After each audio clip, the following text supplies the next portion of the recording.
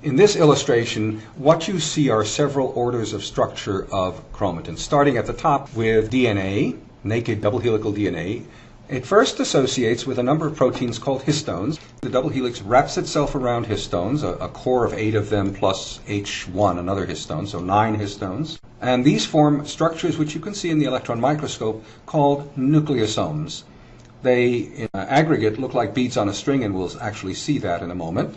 And that would be the 10 nanometer filament referred to here. And the 10 nanometer filament coils up to form a 30 nanometer fiber. The 30 nanometer fiber, in turn, coils again to form looped domains, which are actually loops of DNA protruding from a protein-rich scaffold in the center. And I'll have a photograph to show you what that is. Now, some of these transitions from nucleosome or 10 nanometer filaments to 30 nanometer fibers and to loop domains are the result of the addition or accretion, if you will, of proteins to these structures.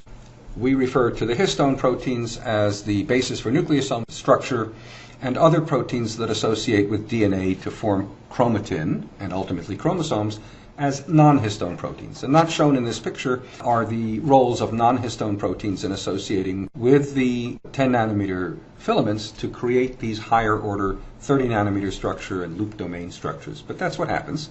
And finally, in the run-up again to mitosis, as you approach prophase, more proteins attach to the chromatin, to the structure at this point that are loop domains, to force them to compact, to cover over the DNA in the loops and create what we usually call a chromosome, this thing that we see in metaphase, which actually contains already duplicated DNA in chromatids.